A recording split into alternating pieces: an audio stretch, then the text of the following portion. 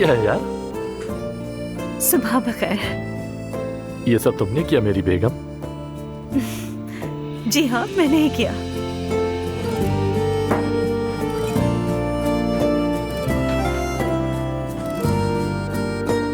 सच कहूं तुमसे, मैं तो हर सुबह सिर्फ कॉफी से नाश्ता करने वाला आदमी हूँ। ये सब तो मेरे बस का नहीं। इतना कुछ कैसे खाऊंगा?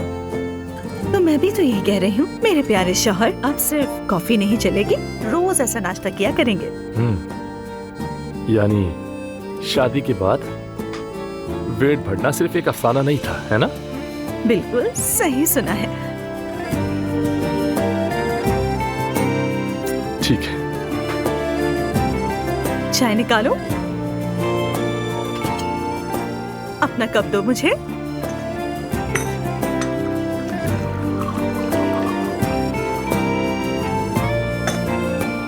क्या देख रहे हो? देख रहा हूं कि तुम वाकई हकीकत हो या नहीं। मैंने हमेशा इस लम्हे का ख्वाब देखा था, लेकिन हाँ, मेरे ख्वाब में नाश्ता कुछ और होता था। ये ख्वाब नहीं, हकीकत है। ये हकीकी जिंदगी है। अब नाश्ता शुरू करो। एक बात कहूं नूर, वैसे हम शादी तो कर चुके, लेकिन तुम ये मत समझना कि मैं हनीमून भूल गया हूं। मैं इसकी उम्मीद नहीं रखती। तो अब रखो मेरी जान। मुझे नया इवेंट और प्रोजेक्ट मिला है, पहले उसे निपटा ले, फिर तुम्हें एक बहुत खूबसूरत जगह ले जाऊंगा। ठीक है जान, लेकिन तुम खुद पर बोझ न डालना, समझ गए? अरे कैसी बातें कर रही हो? अपनी बीवी को हनीमून पर भी नहीं ले जा सका तो फिर जीने का क्या फायदा है? तौबा करो, ऐसी बातें मत कहो। मेरे लिए सबसे खूबसूरत हनीमून यही है, हमारा घर। जानता हूँ, लेकिन फिर भी काम खत्म करेंगे और एक जबरदस्त प्लान बनाएंगे और फिर उसके मुताबिक कहीं घूमने चलेंगे, ठीक है? ठीक है।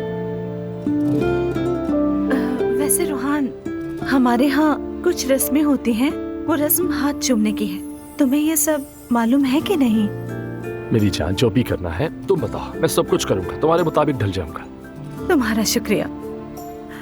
लेकिन मेरा ख्याल है हम यूं करते हैं कि अम्मी बाबा को अपने यहाँ डिनर पर बुलाते हैं, एक खूबसूरत फैमिली डिनर का इंतजाम करते हैं। फिक्र मत करो, तुम्हें भी ज्यादा रस्मों में नहीं उलझाऊंगी मैं।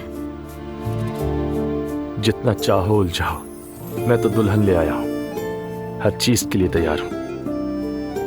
चलो अब जल्दी से नाश्ता कर लो।